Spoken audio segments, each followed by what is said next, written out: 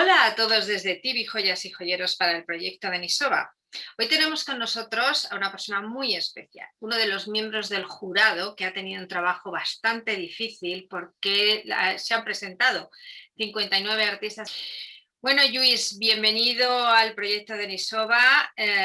Quiero que nos cuentes un poco y le cuentes un poco a todos los que nos están viendo quién eres, cómo caes en este mundo de la joyería, un poquito sobre tu trayectoria, algo sobre ti, porque muchos españoles sí que te conocen porque tienes una trayectoria bastante larga y muy conocida, pero como hay un porcentaje muy grande de artistas de otros países, nos gustaría que te conocieran un poquito más.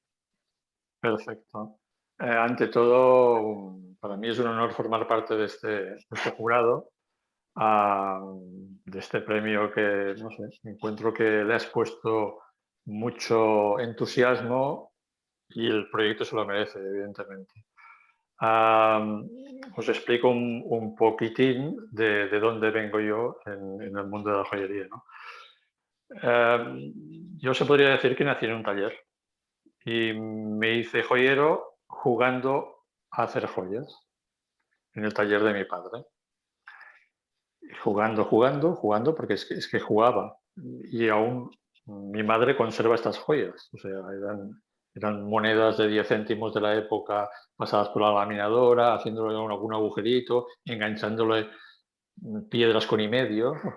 El y medio ahora, los jóvenes probablemente no Pero qué sabrán lo que bonito, es. ¿no? Y que todavía tengan esas piezas. Yo un día te voy a pedir que te muestres esas piezas, ¿no? Creo que me parece muy Ah, bonito, ¿no? ya sabes que las madres lo guardan todo de los niños y, bueno, una de las cosas que guarda mi madre son este tipo de piezas, ¿no? Entonces, de muy joven, o sea, mi introducción al mundo de la joyería fue, diríamos, una cosa absolutamente natural. Si quieres que te diga la verdad, nunca he pensado en ser otra cosa. O sea, no sé, Pero eso es maravilloso porque a veces cuando nos encontramos con que nuestro padre o nuestra madre tiene una profesión, normalmente los hijos, excepto en algunos casos que es verdad que si aman lo que están viendo en casa, buscan cualquier otra cosa que no sea la misma, ¿no? Yo siempre digo, en mi casa yo crecí en un taller mecánico, yo tengo vicio por las máquinas, por los coches, pero es verdad que me hubiera encantado nacer en un taller porque es que yo tengo pasión, o sea, no sé cómo explicarlo, es como que veo una máquina, veo un taller y allí voy yo, a cabeza, a cabeza. no, en mi caso no fue esta reacción que muchas veces se tiene contra los padres, ¿no? Puedo decirlo de alguna manera, una cosa casi generacional, ¿no? Yo encontraba que era un oficio muy bonito, veía como en aquella época mi padre tenía trabajadores, operarios, y yo, ya te digo, de chiquitín jugando con ellos, que supongo que los debería molestar más que otra cosa, pero ahí estaba, ¿no? Esto es verdad. Y entonces, bueno, entré por lógica y por el sitio donde estaba, yo estoy en Barcelona, en la Escuela Massana, al mismo tiempo que entré en la Facultad de Gemología de la Universidad de Barcelona y curiosamente, porque entré en la Universidad de Barcelona a estudiar gemología con 16 años. Pues, yo creo que nunca lo he mirado, pero debería ser el gemólogo más joven El gemólogo, eso te iba a decir, el gemólogo de- más joven de todos. y fue por un curso que hicieron puente entre la escuela de gemología y la universidad, que sin tener el COU, en aquella época podías entrar en la facultad si aprobabas un curso puente. Bueno, esto es una anécdota, ¿no? Ya, ¿no? Pues muy bien. Y bueno, compaginé las dos cosas en la escuela Massana. Yo siempre, a ver, quise ser joyero cuando ya no era un niño, empecé Bueno, a yo lo sé, pero los demás no. ¿Cuál es tu gema favorita? bueno, tengo varias gemas, pero una de ellas es el jaspe de Montjuic. Es una de las piedras que más he utilizado, sobre todo en una colección que se llama Barcino, y bueno, lo utilizo mucho. Esta y el lapislázuli son las dos piedras que he utilizado más, tal vez últimamente más el lapislázuli. El lapislázuli también porque entroncas lo que hablábamos de tu proyecto, que tiene mucho que ver con esto, ¿no? Entronca con una tradición muy antigua que viene de Egipto, de alguna manera, ya lo utilizaban, pero también viene de la utilización como pigmento del lapislázuli, porque tengo un libro muy interesante que habla del renacimiento, del arte en el Renacimiento, y cuando se hacían transacciones económicas de un cuadro, en el 400, por ejemplo, ah, se hablaba, para estipular el precio, de la cantidad de pigmento del lapislázuli que tendría ese cuadro. O sea, los Filippo Lippi y todos los grandes maestros, Sí, sí, cuando efectivamente, negociaban un precio... era uno de los pigmentos más caros. Exacto. Entonces, pues, no sé, todo esto aparte del maravilloso color que tiene, ¿no? Para mí ¿Qué es es lo que un... más te gusta, o sea, de cuando estás en el proceso de trabajo, qué es lo que más disfrutas del proceso de trabajo?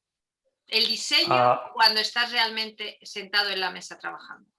yo tengo que decir que en mi trabajo hay dos ramales bastante diferenciados. Un ramal es cuando yo hago joyería artística, totalmente libre, y la otra es cuando hago un tipo de joyería, digamos, más, es muy materialista, por decirlo así, pero yo cuando hago joyas artísticas jamás pienso en que esta pieza se pueda comprar o vender, aunque tiene un precio. Quiero decir con ello que no hago ninguna concesión, hago lo que realmente quiero. Cuando estoy trabajando en series, por decirlo de alguna manera, más comerciales, sí que estoy pensando en un target de público, bueno, en que esta pieza tiene que venderse.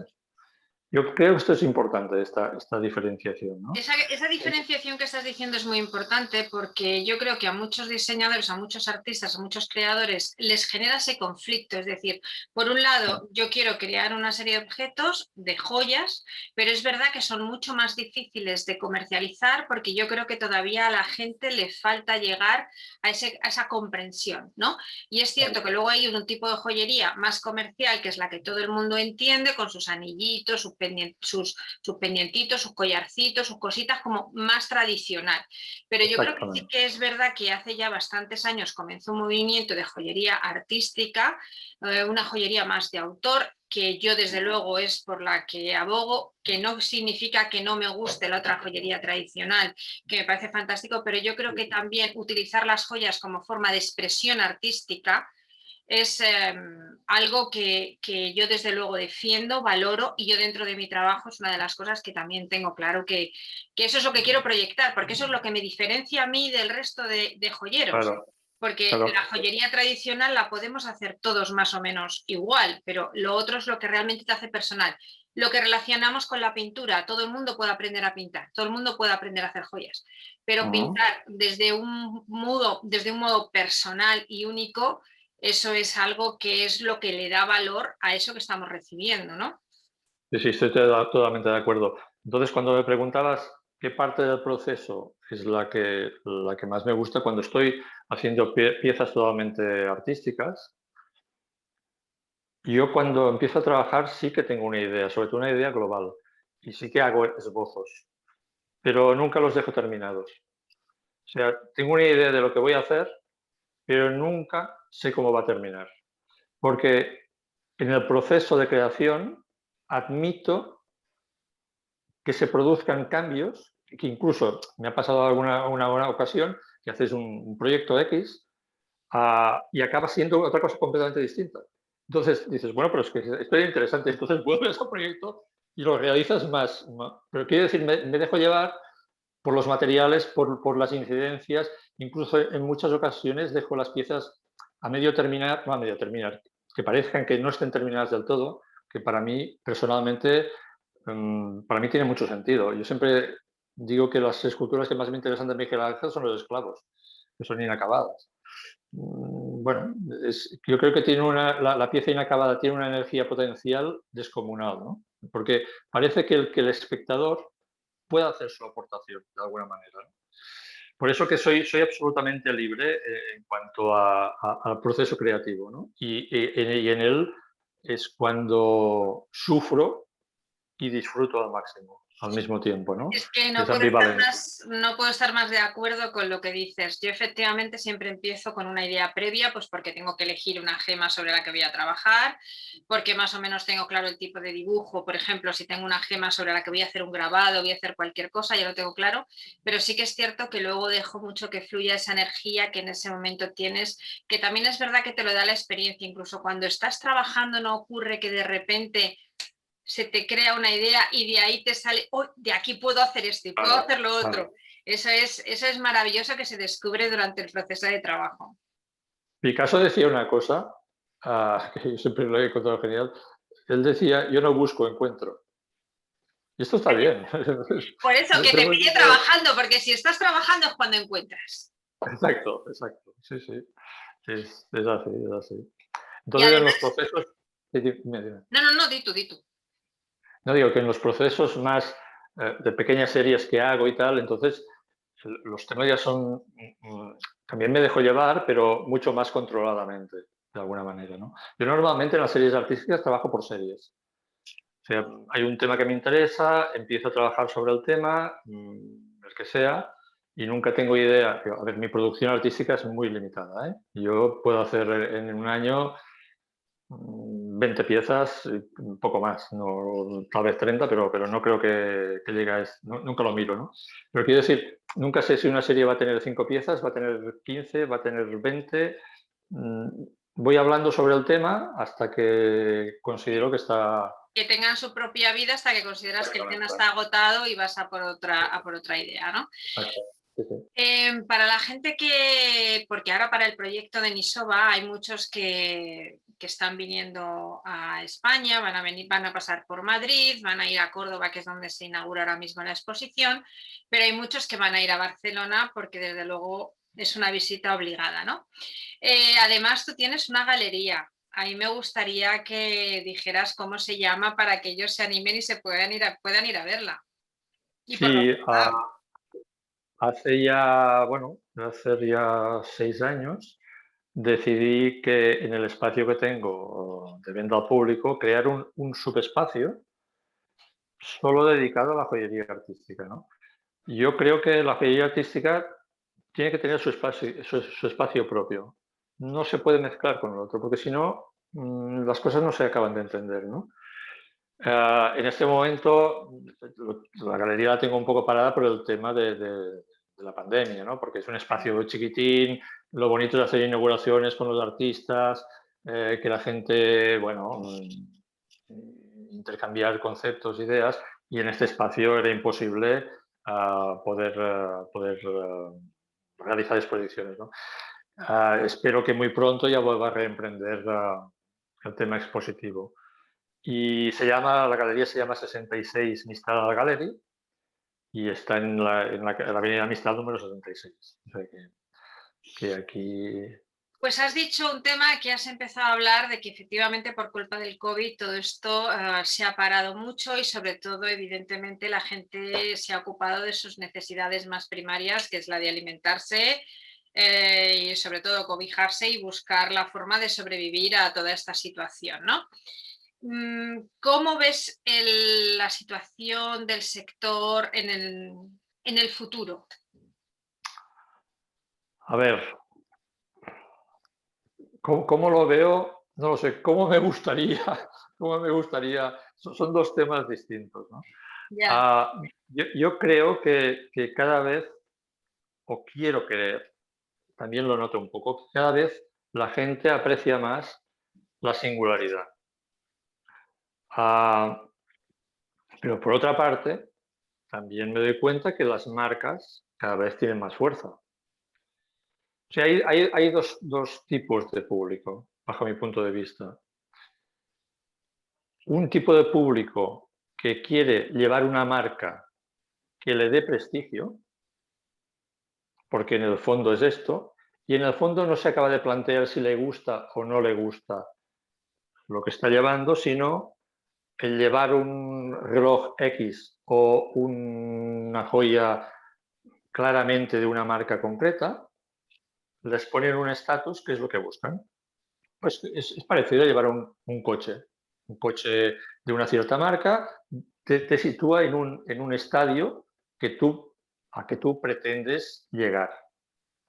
Este es un tipo de público. Eso ya no me meto ni mucho menos en si las marcas hacen bien las cosas, si no las hacen bien. Hay marcas que a mí me pueden gustar, otras que no tanto, pero este es un sector de público. Hay otro sector de público que va buscando que su personalidad se vea reflejada en algún autor, en un autor o en varios, en cosas mucho más singulares, mucho más pensadas en la intención de decir algo con un potencial artístico importante. De esto puede haber muchos niveles, pero yo creo que básicamente son dos conceptos distintos. O sea, hablar de joyería, yo siempre digo lo mismo, cuando hablamos de joyería, ¿de qué hablamos? Estamos hablando del Culliman, del diamante de la reina de Inglaterra en la corona, o de las estampaciones que se hacen a miles en donde sea en Tailandia, por decirlo así. Entre una cosa y otra hay miles de matices, miles. Miles. Entonces, uno como creador, o como diseñador, o como joyero, o ponle la etiqueta que quieras, tiene que buscar qué pretende dentro de la joyería. Y seguir esta línea, o seguir varias líneas, porque la línea puramente y duramente artística es complicado de vivir de esta línea, muy complicado. Entonces, tienes que buscar, bueno, o cursos o hacer piezas un poco más con otro contenido un poco más comercial, sin dejar de ser tu sello. O sea, yo lo firmo todo lo que hago, ¿no? Pero bueno, hay distinciones desde una pieza única hasta una pequeña serie que haces, pues bueno, hay matices, ¿no? Bueno, esto yo creo que lo podríamos relacionar, como tú dices, dentro, o sea, yo creo que esto es mucho más fácil si lo comparamos muchas veces con el mundo del arte. Tenemos a un artista, por ejemplo, un pintor, un escultor, tiene su estilo personal propio, eso no significa que de vez en cuando no reciba encargos de unas determinadas características para poder cubrir efectivamente ciertas partes. Lo que disfruta es su aspecto artístico, pero claro, no siempre llega a ese éxito deseado para poder vivir de las propias ideas, ¿no? Pero yo creo que eso es lo que uno tiene que defender, su propia personalidad, su propia forma de entender el mundo, y eso es lo que tenemos que educar también y tenemos que enseñar al público. Porque una cosa que tú has dicho muy importante es que la gente busca un estatus, una marca. Eso es así, contra eso no podemos luchar.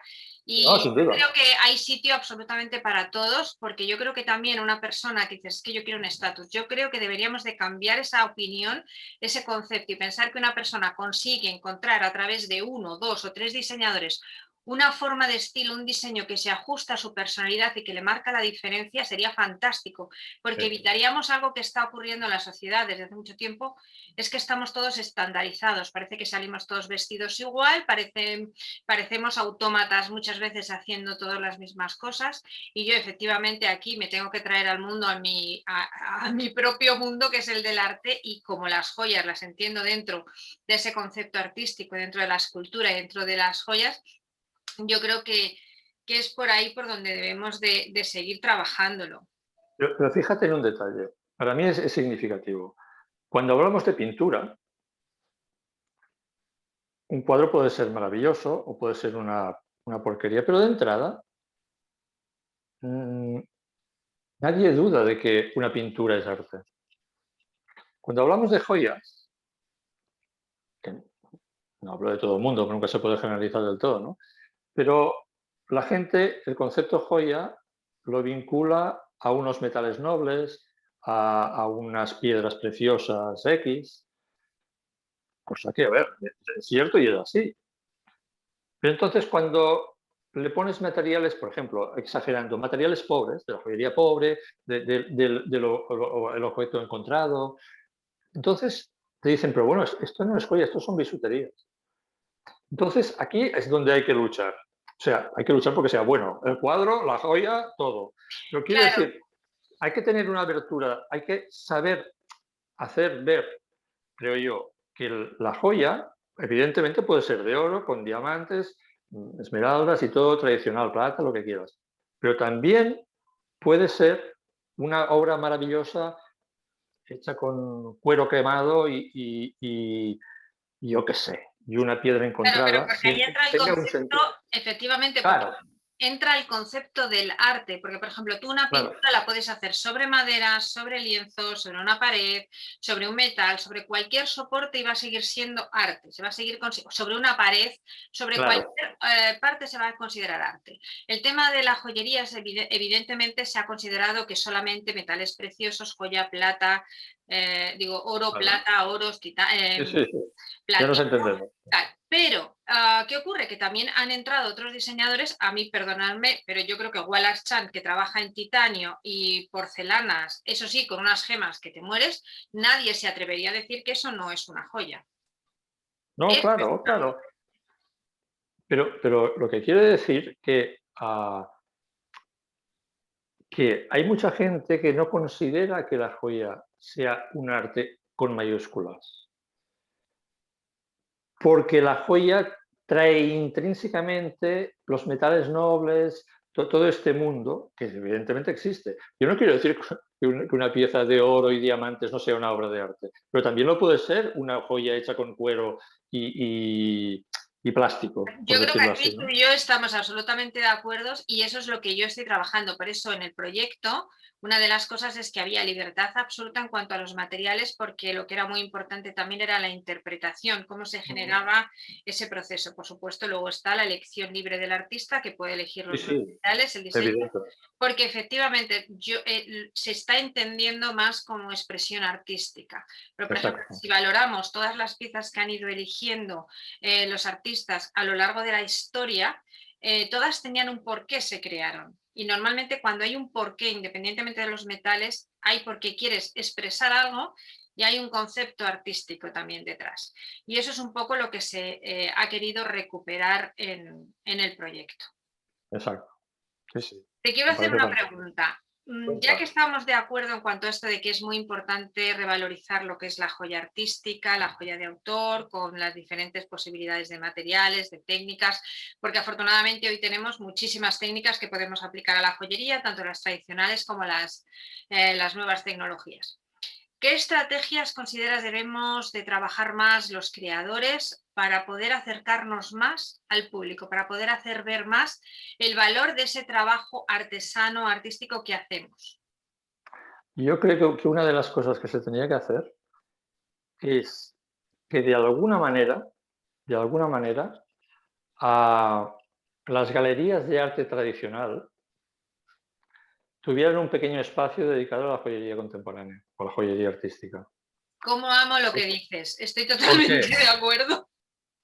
Porque una persona cuando, en general, hablo en general siempre, cuando entra en mi joyería, en mi galería, que mi galería está dentro de mi joyería, entre comillas, tradicional, porque claro, cuando digo esto, pues, mis piezas tradicionales tampoco son tradicionales. O sea, pero quiero decir, para que nos entendamos, ¿eh? Está entrando en una joyería. Si entra en una joyería va a haber joyas. Joyas, muchas veces, mentalmente, ya está pensando en todo esto, en oro, brillantes, está pensando en todo esto. Si entra en una galería de arte, la misma joya que puede ver aquí, que entra en una joyería, la ve en una galería de arte y está viendo arte. Entonces, es como la pieza es la misma, pero es cómo miras las cosas. Entonces, probablemente esta persona que ve una joya en una galería de arte tradicional, al lado de pintura, escultura, etc., si la ve allí, a lo mejor piensa, hombre, las joyas no son solo lo que yo me pensaba, sino también son arte con Efectivamente, es volver mayúsculas, ¿no? a darles esa dimensión. Yo también, por ejemplo, en mi galería he hecho esa combinación de pintura, grabado, escultura. Me parece fundamental porque es la forma de entender, que es otra forma más de expresión, dentro Exacto. de que, como cualquiera de las otras formas de expresión artística, tiene sus propias técnicas y sus propias reglas de trabajo. Eso también es así.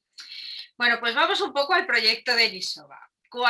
¿Qué sentiste tú cuando yo te metí en este lío? Te dije, uy, necesito un miembro del jurado y quiero que seas tú.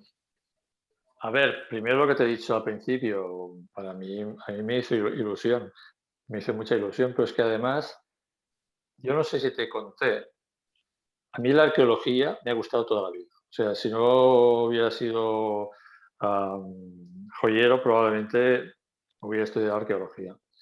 Yo en el año sería, tal vez del año 90 o 80 y muchos, hice una colección que se llamaba la Etoli.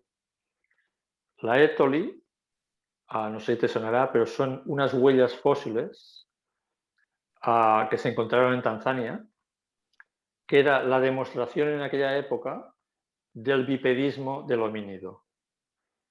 Y la especie que se dedujo que hizo estas huellas era el Australopithecus afarensis, que era la famosa Lucy. La Lucy, En sí. su época, la famosa Lucy.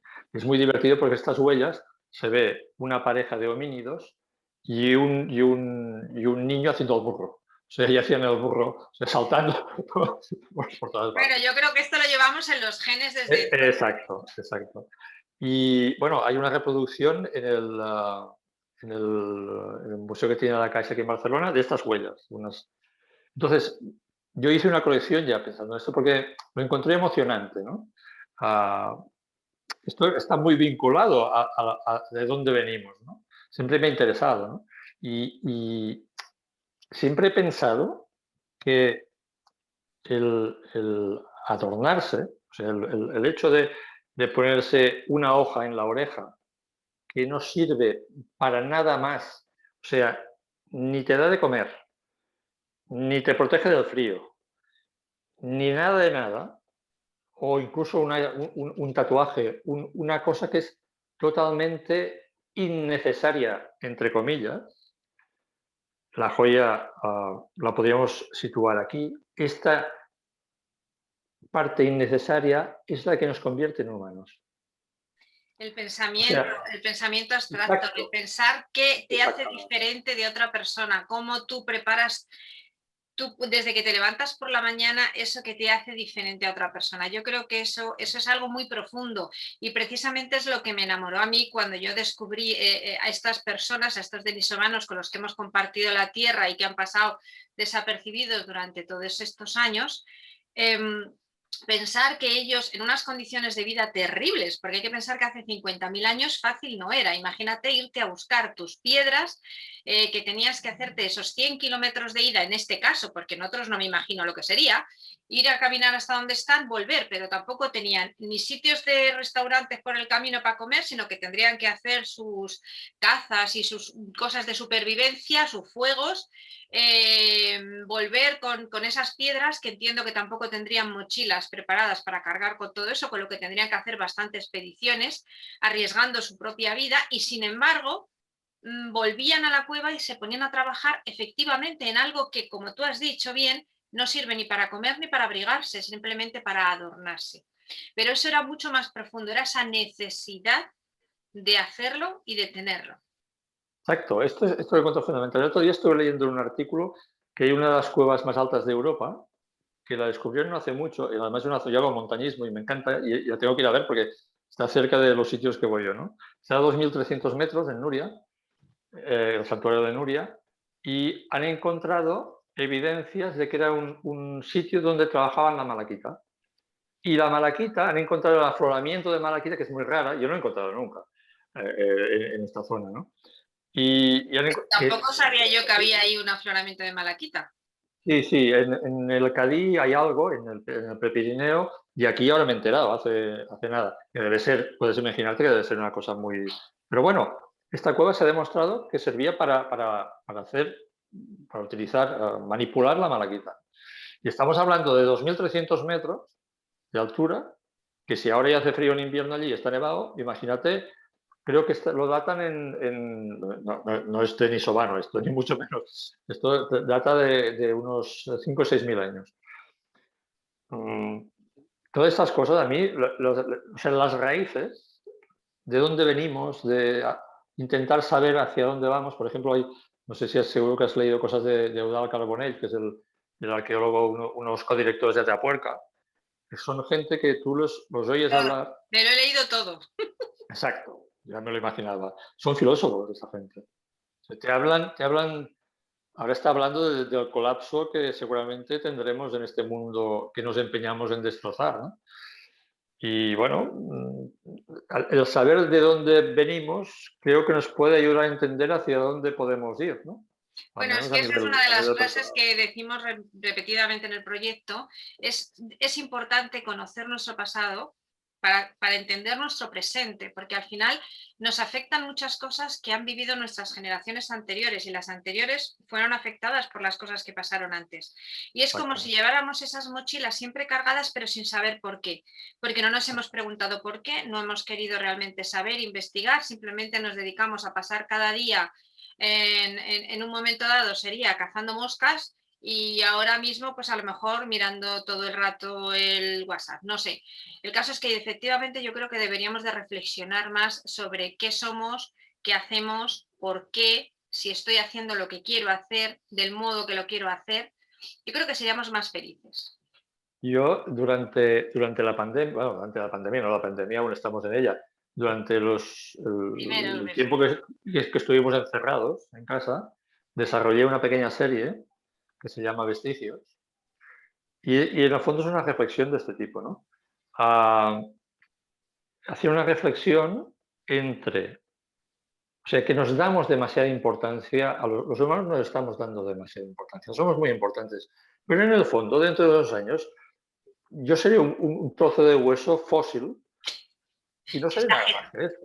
Ya. No, no, a ver, somos polvo, acabaremos siendo polvo. Y esto tenemos que darle, esto te da perspectiva, yo creo, de alguna manera. Y en esta serie, o sea, hacía reflexiones trabajando con fósiles antiguos y con huellas de mis dedos, queriendo decir que en el fondo, acabaremos siendo lo mismo. Tenemos que ser capaces de darnos la importancia que tenemos. O sea, estamos en un planeta que nos creemos que somos el rey del mambo y somos lo que somos, no No, somos somos nada más. algo más, estamos en un proceso de tránsito y Claro, y cuando hay una pandemia general, que nos pensamos en el mundo occidental que esto solo pasaba en los países subdesarrollados y nos hemos dado cuenta que somos tan vulnerables como ellos, o a veces parece que más, porque yo no sé, pero el otro día había un periodista que hacía esta reflexión. En África, en este momento, la pandemia tampoco parece que esté asolando el continente y allí la vacunación de momento no existe. bueno, yo Por lo creo que por tanto, desgracia, por todo lo que les pasa, deben de tener una capacidad de resistencia mucho mayor que la pues nuestra. a lo mejor es lo que tú dices, ¿no? Pero quiero decir, tenemos que reflexionar, esto está claro, ¿no? Cada uno desde su punto de vista para aportar un poco de humildad. Yo creo que tenemos que ser humildes. O sea, Yo tenemos es que que, estoy totalmente, o sea, también estoy de verdad que yo contigo me estoy totalmente de acuerdo en todo. Yo creo que la humildad debe de ser el camino por el que debes de seguir, porque además es la única forma de entender que el aprendizaje lo tienes que seguir generando, no importa el tiempo, no importa todo lo que sabes. Y sobre todo porque vivimos en una tierra a la que no estamos respetando tampoco y eso nos acabará pasando factura, sin duda. sí, sí, pues sin duda. Por eso, desde esta humildad, me ha sido muy difícil juzgar las piezas del proyecto de Ahí te iba Nisova. yo a preguntar, ¿cómo ha sido ese Claro, proceso de elección? a mí me ha costado mucho, porque todas las piezas merecen respeto. O sea, hay un gran esfuerzo, hay un desarrollo, una intención y a veces te planteas, ¿y quién soy yo para juzgarlo? Por eso digo, y lo digo de corazón, o sea, una persona que se deja la piel para hacer esta pieza, a lo mejor con un proceso de mucho tiempo, porque a mí no me guste, por ejemplo, o a mí no me llegue, ostras, es complicado, pero bueno, desde el momento que te dije que sí, pues asumí esta, entre comillas, contradicción, ¿no? Bueno, yo lo que creo es que Pero efectivamente ha estado muy difícil porque hay 59 piezas que tienen todas un nivel altísimo, tanto de interpretación como de ejecución. Y la verdad es que yo creo que el día que se inaugura la exposición, que es el día 1 de octubre en el Museo del Parque Joyero de Córdoba, realmente creo que va a impresionar. Creo que es un antes y un después de muchos proyectos, ¿no? Porque además esa forma de conectar el pasado, de poder contar la historia de esa pieza que estuvo en un momento dado y cómo el artista, el creador contemporáneo ha podido conectar con ella e interpretarla en el presente, creo que eso ha sido muy interesante. No, realmente yo creo que tuviste una idea genial de embarcarte en este proyecto, porque el esfuerzo que has dejado ahí, no, ya lo sé, ya lo sé. Esto, No a lo ver, cuento, un día empezaré a no, sumar no, horas y diré, madre no, mía, si esto lo coloco en horas. ya lo sé. Pero es lo que tenemos, que nos metemos en berenjenales, que cuando estás metido en medio te hace mucha ilusión y tal, pero ¿quién me ha mandado a mí? Hasta cierto punto, ¿no? Pero bueno. Y en este momento esto es como cuando te quedas embarazada y durante todo el proceso estás súper contenta y cuando sabes que llega el momento y dices, madre mía de mi vida, ¿quién me habrá mandado a mí, no? Entonces, bueno, estoy un poco en ese momento que quedan pocos días ya para dar a luz, pero también es un proceso muy bonito, es un proceso No, claro que maravilloso. sí, claro que sí, claro que sí. Bueno, ¿qué te Seguro, parece? seguro. ¿Qué te parece nuestro maravilloso trofeo? Una maravilla. Lo estaba mirando el otro día bueno, en Te el voy a vídeo poner que más pusiste. cerca porque para que lo veas mejor. Una pasada. Me encanta. Es simple, pero lo dice todo. No sé. Muy bien, Claro, muy es bien. que es el brazalete de Denisova Eh, que hemos recuperado desde la Tierra. Es una forma de buscar cómo recuperar nuestro pasado, cómo recuperar ese amor por lo que hacemos, porque si alguien de hace 50.000 años tenía que tener esa necesidad de arriesgar su vida para poder crear un trocito de belleza con una piedra, creo que eso es algo que nos debe inspirar a todas las generaciones. ¿Sabes lo que me fascina de esto? Ah, el brazalete, de donde sale un poco la idea y el proyecto, el homínido, el denisovano que lo hizo, 50.000 años después se hace este proyecto. Sí, es que No, yo no me te siento impre- conectada a esa persona, es increíble. me impresiona muchísimo. O sea, que para este hombre seguramente sería muy complicado hacerlo, pero, pero después quedó enterrado esto, nadie se acordó de este hombre, no se sabe evidentemente si tenía nombre, que seguro que no tenía. Y ahora, 50.000 años después, se hace un proyecto basado en una joya hecha por una persona anónima que, estas casualidades que se convierten en cosas importantes, a mí me fascinan. Las encuentro como maravillosas. No sé, que una cosa simple y que no pretende ser importante acaba siendo importante.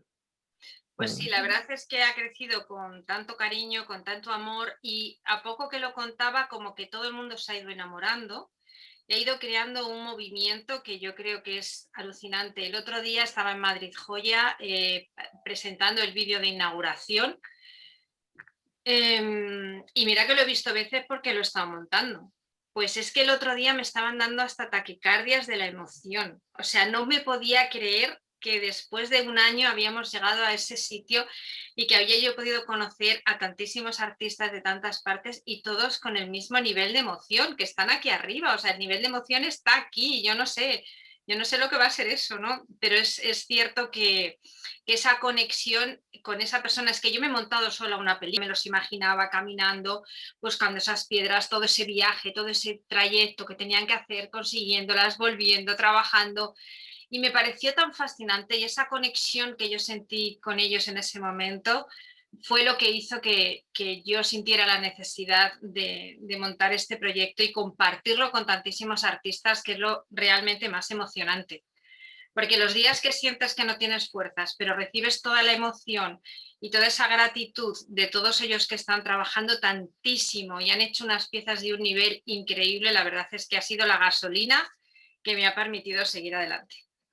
Yo creo que una de las cosas que tenemos que aprender a valorar más es la emoción compartida. La emoción compartida yo creo que tiene mucho que ver con el arte, pero en general en nuestra sociedad tenemos que saber emocionarnos colectivamente. Yo creo que yo creo que nos hace mejores.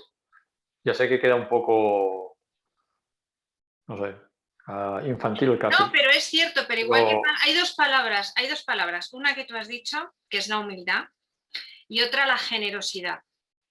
Yo creo que cuando compartes, no estás regalando ni conocimientos ni nada, no, es realmente es un intercambio que yo creo que te da mucho más, o sea, yo creo que cuando das acabas recibiendo mucho más. Yo creo que es muy gratificante y yo creo que por eso también es cierto hasta lo lejos que ha llegado el proyecto, porque todo el mundo ha sido muy generoso en todo. Sin duda.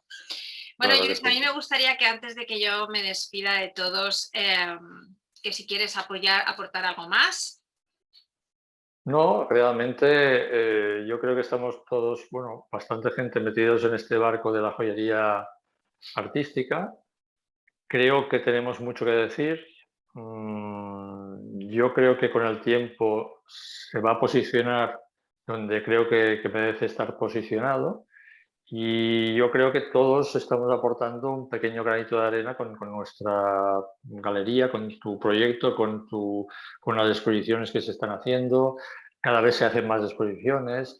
Bueno, poco a poco creo que ahora, por ejemplo, se ha hecho aquí en Barcelona la primera Bienal de Artesanía Contemporánea, en la que bueno, había muchas disciplinas, entre ellas la joyería, y he tenido también el placer de participar.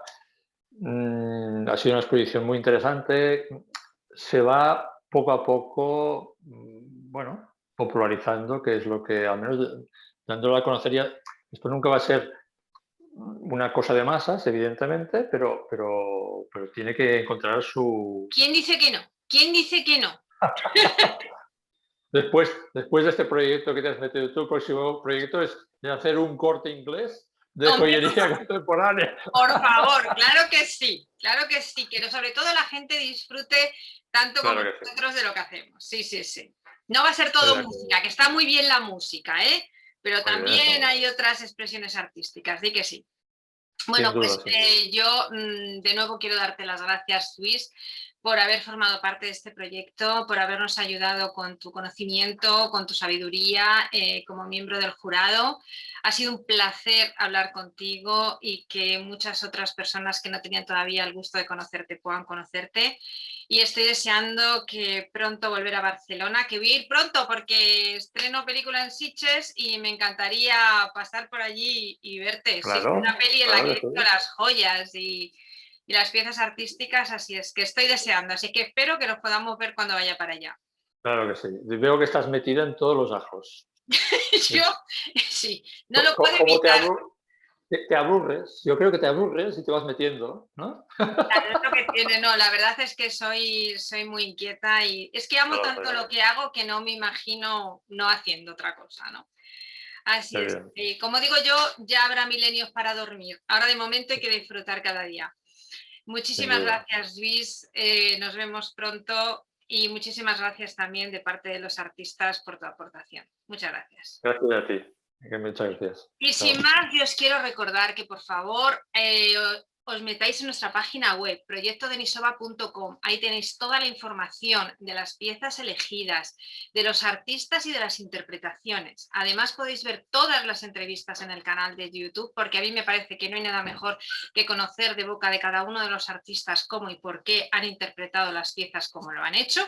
Y por supuesto, en nuestra cuenta de Instagram, @proyectodenisoba, os vamos contando todas las novedades para que no os perdáis nada. Nos vemos. Hasta pronto.